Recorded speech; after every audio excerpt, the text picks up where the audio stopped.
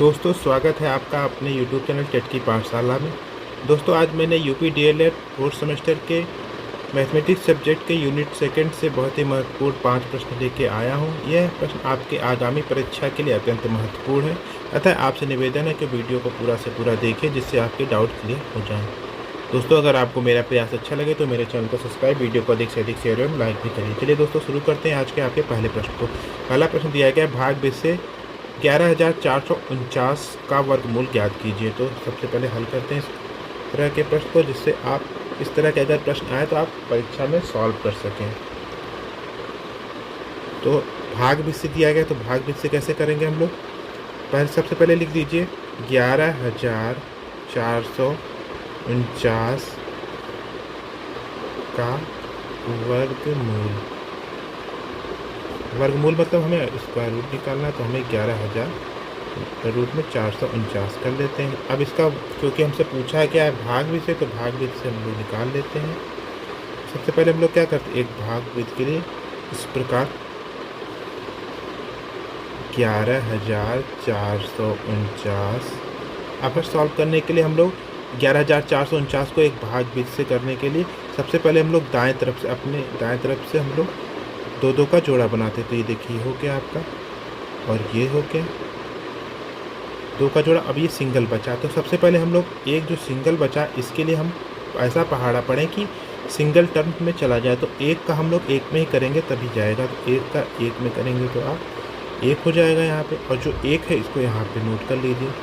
अब ये दोनों आपस में जुड़ जाते हैं, तो कितना हो गया 2, और यहाँ से एक ये कट गया। अब देखिए जोड़े में उतरेगा, तो यहाँ पे क्या हो जाएगा 14। यहाँ पे 0 बढ़ा देते हैं, तो 0 बढ़ाने से क्या होगा कि हमारा 2 टर्म और उतर जाएगा, तो यहाँ पे 1449 हो गया। और यहाँ पे जो हम 0 बढ़ाएं यहाँ पे हम लोग 0 ऐड कर देते हैं, ये 20 हो गया। अब क्या करिए, अब इसका पहाड़ा ऐसा पढ़िए कि 1449 से कट जाए। अब देखिए हमें क्या करना है कि ऐसा पहाड़ा पड़िए कि 1449 कट जाए। अब हम कितनी बार ले जाएं इसको, हम लोग 7 बार ले जाते हैं, तो 7 बार यहाँ पे करेंगे तो कितना, यहाँ पे 7 ऐड कर लिख लीजिए। अब यहाँ पे 7 ऐड भी हो जाएगा। अब इसको क्या करना है, अब 7 का पहाड़ा पड़िए, 7 से 49 के 9, और यहाँ पे देखिए 7 0 हम 0 और 4 हमारा हासिल था, तो ये 4 ही हो गया, और 7 दूना के 14, ये कट गया आपका। और ये क्या 207 में 7 जोड़ेंगे तो 214 हो जाएगा। इस तरह हम लोग सॉल्व करते हैं दोस्तों इस प्रश्न को। इसका वर्गमूल क्या आ गया आपका भाग में से 107 आ गया, यहाँ लिख लीजिए। लगता है दी गई संख्या 11,449 का भाग विधि से वर्गमूल आपका क्या आ जाएगा 107 होगा, ये आपका आंसर होगा। दोस्तों इस तरह आप हर प्रश्न में लिखिएगा, जिससे आपके 1 से 2 नंबर मिलेंगे। अगर आप कोई भी टर्म को छोड़ते हैं तो आपके नंबर परीक्षा में काट लिए जाते हैं। इसीलिए मैं आपको एकदम डिटेल में हर प्रश्न को लिखता भी हूँ और सॉल्व भी कराता हूँ। अब चलते हैं प्रश्न संख्या 2 पे। दोस्तों प्रश्न संख्या 2 दिया गया, एक सेनानायक ने अपने 3600 जवानों की एक टोली को विभिन्न पंक्तियों में इस प्रकार खड़े होने को कहा जिससे प्रत्येक पंक्ति में उतने ही जवान खड़े हों जितनी पंक्तियां हैं। ज्ञात कीजिए कि प्रत्येक पंक्तियां में कितने जवान खड़े होंगे। तो देखिए हमें यहाँ पे दिया गया है कि पंक्तियों की संख्या भी बराबर होनी चाहिए और जवानों की संख्या भी बराबर होनी चाहिए। इसके लिए हमें क्या करना है, देखिए अगर हम लोग मान लेते हैं पंक्तियों की संख्या x है तथा प्रत्येक जवानों की संख्या x है, तो कुल जवानों की संख्या क्या हो जाएगी, पंक्तियों की संख्या और जवानों की संख्या का गुणनफल। तो यहाँ पे सबसे पहले हम लोग हल करते हैं। हल माना पंक्तियों की संख्या बराबर क्या हो जाएगी, x मान लेते हैं क्योंकि सेम दिया है, क्योंकि x ही मानेंगे। पंक्तियों की संख्या उतनी है जितने खड़े जवानों की है, तो जवान की संख्या भी हमें सेम मानना पड़ेगा। प्रत्येक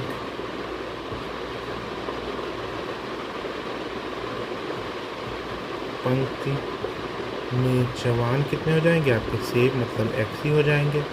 तो कितना आपकी कुल जवानों की संख्या पूछा है, तो कुल जवानों की संख्या क्या हो जाएगा आपका? कुल जवानों की संख्या आपका हो जाएगा x इंटू एक्स बराबर आपका क्या हो जाएगा? X square. मतलब हमें क्या निकालना पड़ेगा? वर्गमूल निकालना पड़ेगा। तो एक्स स्क्वायर की वैल्यू हमें दे दी गई कितना? 3600। तो हमसे कितना पूछा है? 3600 दे दिया गया। हमसे पूछा गया आपका जवान की संख्या, मतलब एक्स की वैल्यू हमसे पूछा गया है। एक्स के लिए हमें क्या निकालना पड़ेगा? वर्गमूल निकालना पड़ेगा।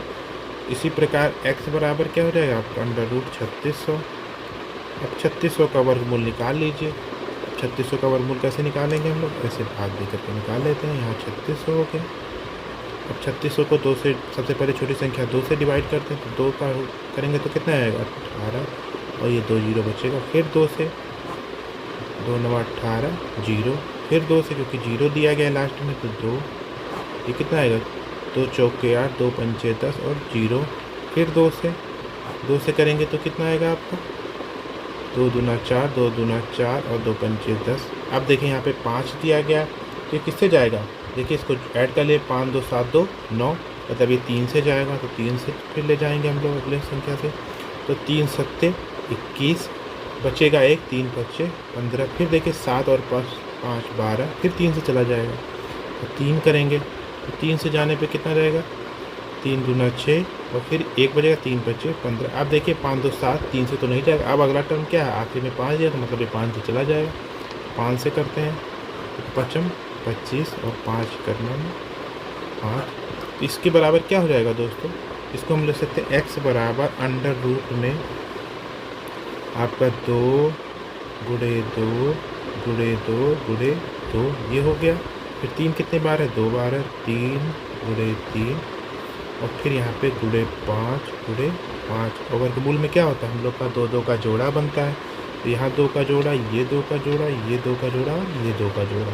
तो बाहर क्या आएगा? सिंगल सिंगल आएगा, तो यहाँ से 2 आएगा। फिर यहाँ से क्या आएगा? 2 आएगा। फिर यहाँ से 3 आएगा। फिर यहाँ से 5 आएगा।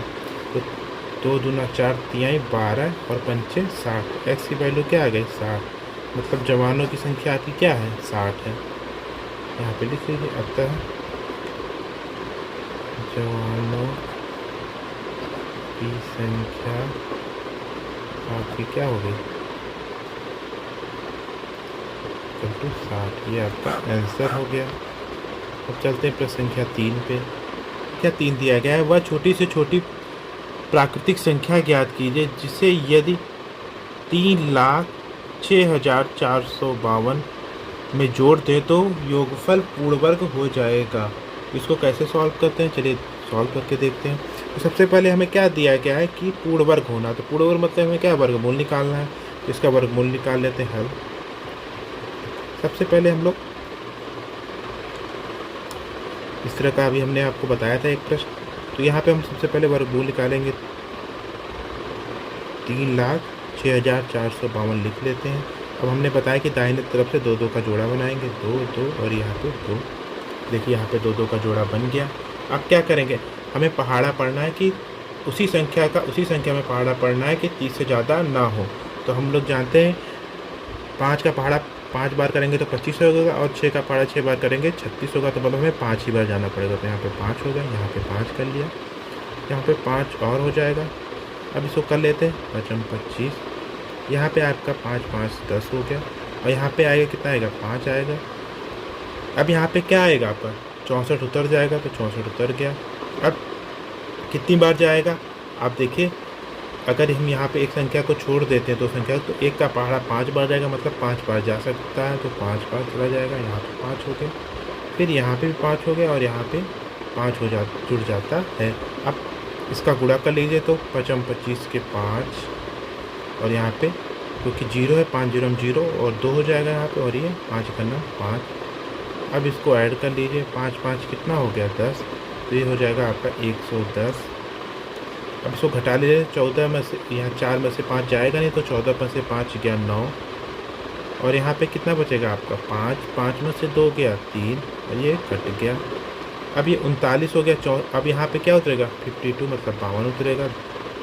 अब इसका पहाड़ा पढ़िए कि 3952 से ज़्यादा ना हो उसी संख्या का उसी संख्या में। तो देखिए यहाँ पे हम लोग कितनी बार जाएगा, अगर हम यहाँ पे दो संख्याएं छोड़ देते तो 11, दो संख्याएं अगर हम छोड़ दें 11 का पहाड़ा पड़े 39 में न जाए तो 11 या 33 होता है, मतलब 3 बार जाएगा। तो यहाँ पे हम लोग 3 बार ले जाते हैं, 3 हो गया यहाँ पे 3 हो गया, यहाँ भी 3 उतर जाता है। अब इसका पहाड़ा पढ़ लीजिए, कितना जाएगा, 3 त्रिका के 9, 0, 3 0 0 हो जाएगा, 3 इकन्ना में 3 और 3 इकन्ना में 3।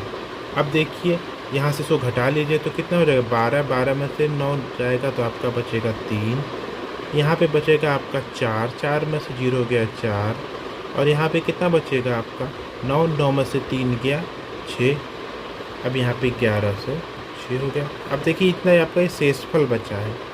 अब हम लोग क्या करते हैं, देखिए 553 का वर्गमूल जब वर्गमूल निकाल लें तो देखिए हमारा 643 से आपका ज़्यादा ही आएगा, क्योंकि देखिए छोटी से छोटी प्राकृतिक संख्या जोड़नी है। अब हम लोग क्या करेंगे, यहाँ 553 निकाला, हम लोग एक बार 554 करके देखते क्या आता है। सेम प्रोसेस यहाँ करते हैं। यह देगा 3,06,452 ये दिया गया। अब हमें दो का जोड़ा बनाते हैं, 2 यहाँ पे हो गया, 2 यहाँ पे, 2 यहाँ पे, सेम चीज़ करते हैं। तो 5 बार जाएगा तो 55 25, यहाँ पे 5, 105 हो गया था यहाँ पे 564। फिर देखिए कितनी बार ले गए हम लोग, 5 बार ले गए थे तो कितना था, 525 आ गया था। यहाँ पे हम लोग यहाँ पे हम लोग 5 कर दिए तो यहाँ पे कितना आ गया आपका, 5 5 10, 110 हो गया यहाँ पे। और इसको घटाने पे कितना आ गया था, 39। अब यहाँ पे 52 हमने उतार दिया। तो अब हम लोग यहाँ पे कितनी बार ले गए थे, यहाँ पे देखिए 3 बार ले गए, तो हम लोग कितनी बार ले जाएंगे, 4 बार ले जाएंगे। तो यहाँ पे 4 बार गुणा कर लीजिए, यहाँ पे भी 4 बार कर लीजिए, और यहाँ पे 4 हो गया। अब यहाँ पे देखिए ये 1108 हो गया। अब हमें गुणा करना है, किसमें है, 4 का गुणा इसमें करना है। 4 चौके 16 के 6, यहाँ पे देखिए 4 0 0 बट 1 हमारा हासिल था तो 1 हो गया यहाँ पे। 4 इकन्ना में 4 और 4 इकन्ना में 4। अब घटा लीजिए, क्योंकि 4416 बड़ा है तो हमारा घटाने पे हमेशा माइनस में आएगा, तो माइनस हो गया। अब घटा लीजिए, 6 में से 2 गया आपका 4 बचेगा। यहाँ 1 में से 5 जाएगा नहीं तो 11 11 में से 5 गया आपका 6 बचेगा। और यहाँ पे 3 बचा, 3 से तो जाएगा नहीं तो यहाँ 13 13 में से 9 गया आपका 4 बचेगा। मतलब आपका कितना बचा, -464। तो हमें अगर यही संख्या हम अगर इसमें जोड़ देंगे 3,06,052 में तो आपका ये पूर्ण वर्ग बन जाएगा। तो यहाँ से हम क्या देखते हैं, उपयुक्त से स्पष्ट है कि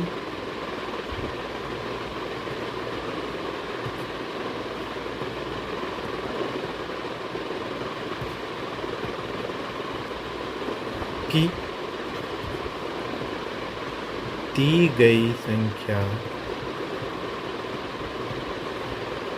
आपका क्या 553 का वर्ग से बड़ी परंतु 554 के वर्ग से छोटी है। अतः दी गई संख्या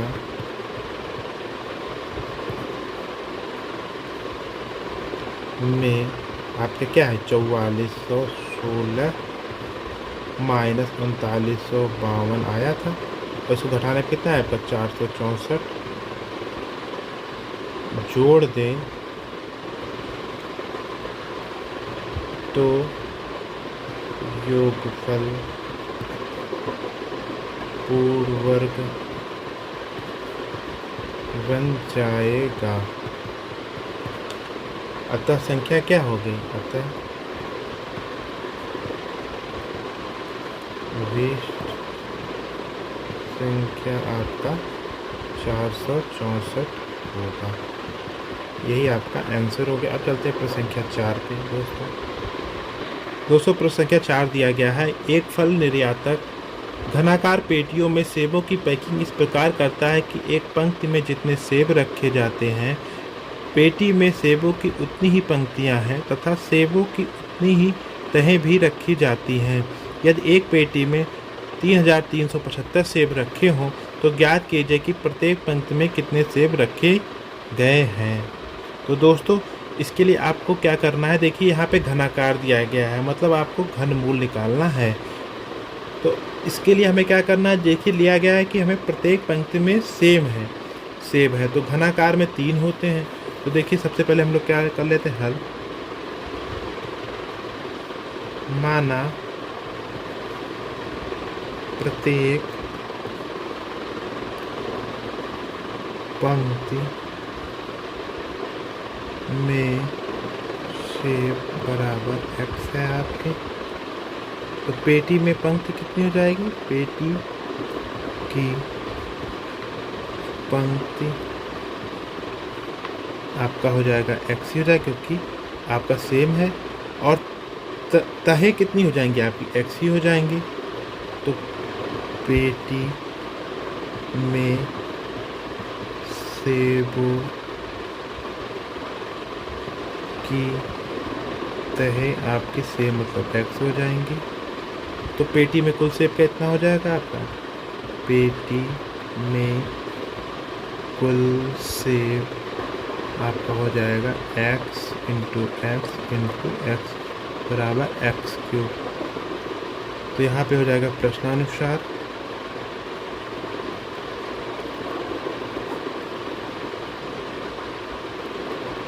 पेटी में कुल सेब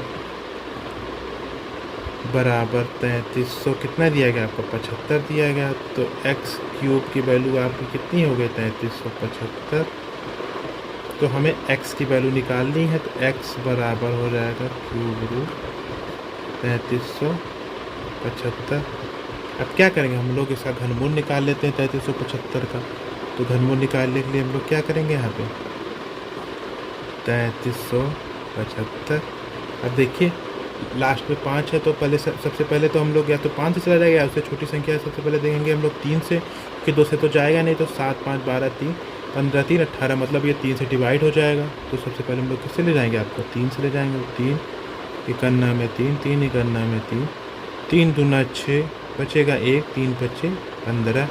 अब देखिए क्या ये फिर 3 से चला जाएगा, 5 2 7, 1 8 1 9, मतलब ये 3 से फिर चला जाएगा। फिर 3 से करते हैं, तो 3 3 9, बचेगा 11 में से 9 गया तो 2 बचेगा, तो 3 7 21 बचेगा 1, 3 25 15।